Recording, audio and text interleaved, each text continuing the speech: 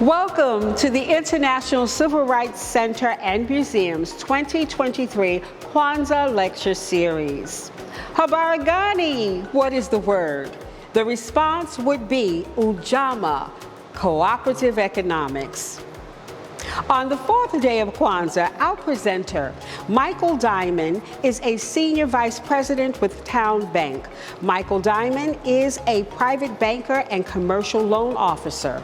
In those roles, he helps businesses, executives, and professionals plan for and implement financial strategies to achieve their business and personal goals. He has nearly 35 years in the financial services industry with experience in commercial and retail banking, corporate treasury, and wealth management. Mr. Diamond retired in 2018 from BB&T Bank, where he led the Triad Region's private financial advisor team before a 3-year sabbatical to help in Hurricane Katrina recovery efforts in his native New Orleans. He was the corporate treasurer for Laura Lord Tobacco Company. Prior to joining Laura Lord, he was the president and CEO of Greensboro's National Bank, where he rehabilitated the bank and positioned it for sale so that shareholders recovered their capital investments. On the strength of his financial management and crisis-tested general business experience, Mr. Diamond has engaged in consulting practice that focuses on turnaround management and strategy development for small to medium-sized businesses. He also enjoyed his time working on trade and business development activities in post-apartheid South Africa. A recipient of the Greensboro Chamber of Commerce Leadership Medal, Mr. Diamond has served in leadership and volunteer roles with numerous community and civic organizations. He also enjoyed his time working on trade and business development activities in post-apartheid South Africa. A recipient of the Greensboro Chamber of Commerce Leadership Medal, Mr. Diamond has served in leadership and volunteer roles with numerous community and civic organizations across the Triad focused on health and human services, affordable housing, economic development, and education. On the fourth day of Kwanzaa, the International Civil Rights Center and Museum is proud to present Michael Diamond speaking on the principle of Ujamaa, cooperative economics. To build and to maintain our own stores and shops and other businesses, and to profit from them together. Good evening, everyone, and welcome to the fourth day of Kwanzaa. Our principle today is Ujamaa. Ujamaa stands for cooperative economics. It encourages collective efforts from all of us to build and maintain the economic vibrancy of our businesses and our communities. It's about economic self-determination and self-reliance. Now, we have to depend on ourselves and our own resources is what it boils down to. Now, I, by day, am a private banker. I'm a wealth advisor. And in that job, I help people grow, protect, preserve, and ultimately transfer their wealth. Now, that on its face may not sound compatible with Ujamaa, that if we try to amass wealth just for wealth's sake, that is, in fact, not compatible with the principle.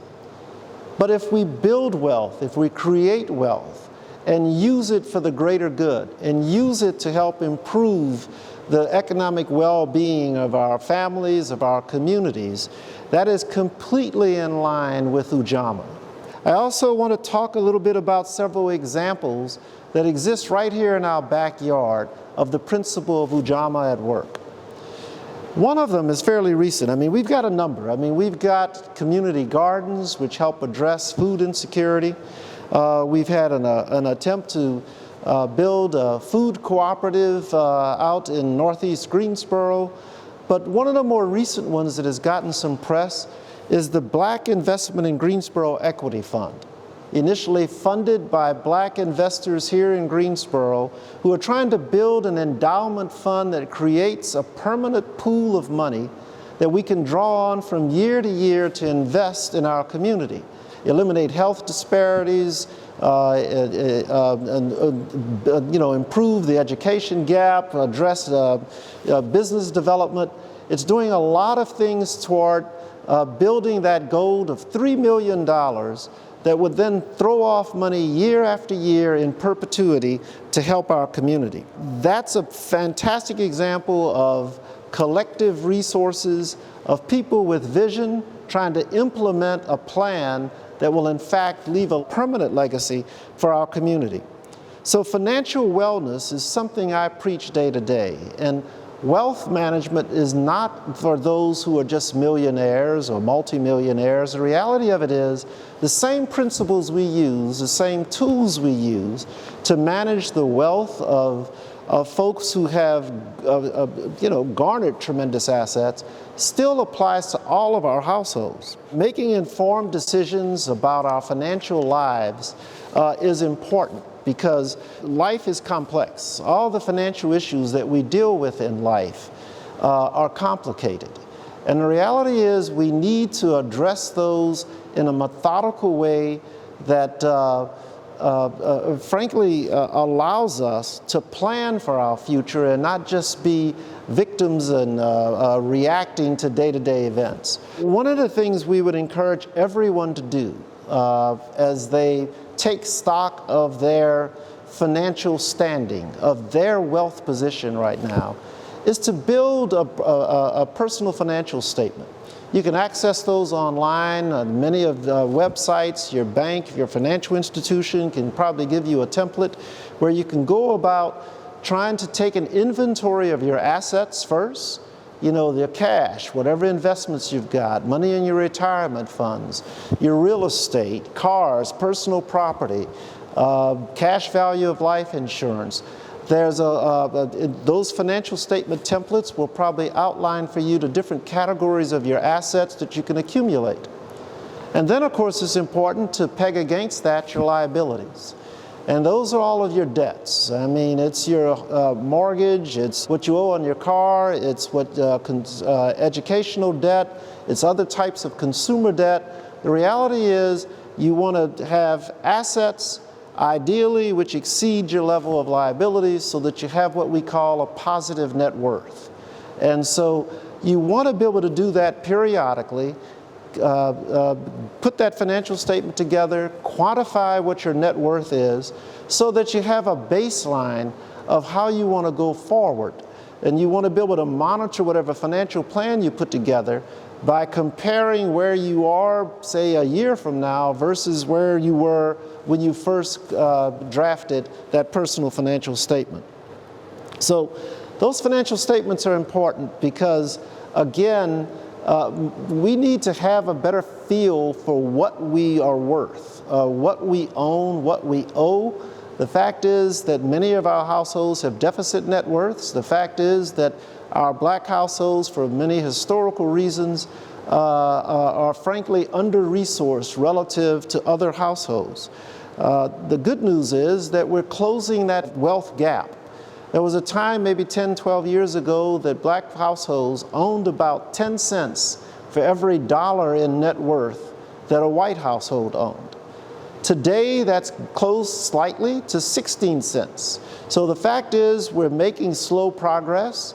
That's encouraging, but we need to be methodical. We need to be very purposeful about how we go about growing our wealth. Now, after doing a personal financial statement, it would probably be best to put together a household budget.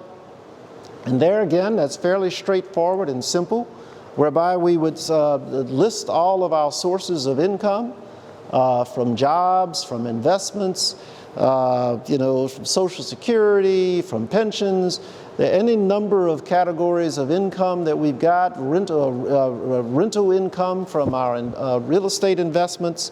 And then we also want to list what outflows we have, what kind of payments we have that are recurring month to month for mortgage, for rent, for car payments, educational loans. You want to list things that are fixed, and we've just listed many of those. There are some variable and discretionary expenses that we want to take into account. You want to look at some discretionary expenses like entertainment, for instance. You got fixed budgets for food, for transportation, car repair, things of that nature. You want to make allowances for all of the outflow from your household. And even if it isn't a recurring monthly payment, if there's some large lump sum payments that you have to make periodically, maybe for insurance, maybe for property taxes, things of that nature, maybe escrow an amount, allow an amount every month so that your budget is allowing you to save money toward whatever that outflow is several months down the road. So ideally, of course, we're going to have more income coming in than expenses going out. But the fact of the matter is, if the budget is tight, if there's no surplus, then we need to start evaluating our spending. We may need to start to look to where we can cut back. I mean, there are simple things, for instance. I mean, that daily cup of coffee that we're getting, you know, that's right expensive. It's more expensive per gallon than gasoline is, frankly. We can go to generics. We can do any number of things that cut back expenses. All the subscriptions that we have, many of those we're paying month in and month out, and frankly not using that medium a lot. So just evaluate what you're spending money on. Try to cut back where you can. Ideally generate a surplus. And if you've generated that surplus, then the next thing you ought to do is start looking to build a cash reserve. I got into this business as you know, a reaction to what I witnessed in my hometown of New Orleans after Hurricane Katrina. Friends, family, of course, were devastated. They had huge physical losses. There was tremendous emotional loss associated with losing keepsakes, losing neighbors, literally. But more than anything, there was also a tremendous emotional burden associated with the financial fallout of their lives being wrecked. There were many folks, unfortunately, who had their income disrupted, employment stopped, cash flow dried up, and frankly had little to nothing to fall back on. There are too many households that are living paycheck to paycheck. That's something we hear in the press all the time. I saw that harsh reality played out down in New Orleans. We see it far too often with church members, neighbors who run into some sort of financial distress. There are many households, studies have said, don't have $400 or $500 to handle some sort of emergency need. Fewer households have upwards of $1,000 in reserves to handle those contingencies. And part of my mission as an advisor, as a wealth advisor, is to prepare people not just for retirement long term, but to prepare them to take a punch right now. A kind of rainy day fund, that contingency fund that kind of helps you, deal with some unexpected big expenses, car repairs, hot water heater going out in the home, air conditioning breaking down. There are any number of things that require fairly large outlays that it's good for us to set money aside to be able to handle. We also need to prepare ourselves for any sort of disruptions in our income flow. We can get sick and be out of work. We might get laid off and be out of work. There are any number of things. We may have to take off work to be able to care for an elderly relative. There are contingencies, there's life happens, and we've got to be ready for that. So most financial planners will probably advise that you try to set aside upwards of 6 months of those expenses that you know are going to happen year in and year out. And you can't do that overnight, but be methodical about setting money aside in a disciplined way, month in and month out, till you can build that cash reserve. The next thing you want to do probably is start to plan and prioritize goals. You may have a goal to reduce debt, and as such that you want to look at figuring out what debt you want to concentrate on first. Credit cards are a huge problem for most households. The fact is, particularly with today's interest rates, you're looking at paying upwards of 20% interest if you have a balance on those cards. So it would probably serve us well to start to accelerate payment on those debts if we've got some surplus cash flow. It is quite a release and a relief as you execute a plan to methodically work that debt down. You also may have some intermediate term priorities about buying a car, buying a home, building a savings account so you can have equity to purchase a home. Those are things, and then you've got long-term goals that you need to plan for, like retirement or children's education. All of those things are competing interests for your money, and it's just important to be able to figure out and work out a plan that you can prioritize what you're going to try to address first, and what you can do sequentially, what you can do concurrently in terms of addressing some of those goals. But it's important to be able to just have that plan and then monitor how well you're doing according to your plan. Be able to separate needs from wants. Understand that there are things that you have to do, there are some things that you can defer getting. Try not to be too reliant on debt, because becoming a prisoner to debt is going to work against you in the long run, for sure. Look at your insurances. Look at life insurance is a place where many of our households are woefully underinsured. We've got obligations, we've got kids, we've got college, perhaps we've got houses that we've got to pay for. If we lose someone in our family, it's a huge shock, frankly, just the void that one leaves personally. But then there are the financial ramifications of income being cut short.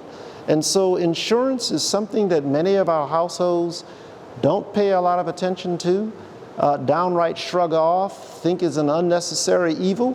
And the fact is, for our loved ones' sake, it's important for us to do that. We have got to concentrate on retirement and building those assets early. I would encourage anybody, even when they're young, the time goes by in a blink of an eye. That sounds trite. But the earlier you can start to save toward retirement, the better. And I think it's important for us to have a couple of different buckets of money. We talked earlier about having those cash reserves, the contingency fund. It's important for you to be able to have that money readily accessible in something liquid that pays a money market interest rate. That's one pot of money. Then there's an intermediate term pot of money where you might be able to put some money aside for some economic event you see coming down the road in 3 years or 5 years. And then there's our long-term money where you've got way more flexibility to invest. Now, as a people, we do not invest as heavily in the stock market, which is one of the things that accounts for some of that wealth gap that we talked about a little earlier. But I would encourage you, if you're not investment savvy, to rely on a financial advisor in your own financial institution. We need to talk among ourselves about various financial planning strategies. You just want to make sure that you're investing wisely, that you're investing within your risk tolerance. And finally, one of the things I would talk about for our households, and it escapes many of us, because one, it's a scary topic just by the nature of it, and that's estate planning. And we may think if we don't have substantial assets that that's not necessary. But in reality, it's important, even for young folks with kids. If you're a young couple with kids, you need a will, even a very simple one. If nothing else, to name a guardian for your kids, if in fact the two parents, we lose both parents. That saves an awful lot of grief in the event that kind of tragedy happens, and I've seen it a couple of times over my career. I preach and talk wealth day in and day out to clients. Many clients and I don't really quantify wealth by numbers. You know, it sounds kind of trite, but the fact is, you're rich by your relationships. And Ujamaa speaks to that.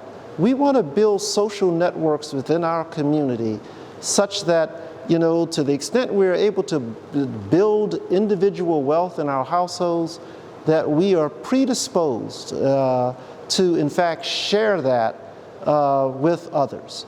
We've done that all of our lives. I mean, black folks, as a rule, are more philanthropic and give a higher percentage of their income than other households.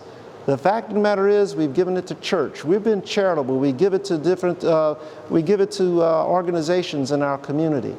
So philanthropy is not foreign in our community. But Ujamaa says and encourages, urges us very strongly to think beyond ourselves, think about community, and the whole point of building a financial plan is to take care of your family and by extension your community. I've really felt good about working with a number of educational institutions. I've been a long-term member of the board of Bennett College.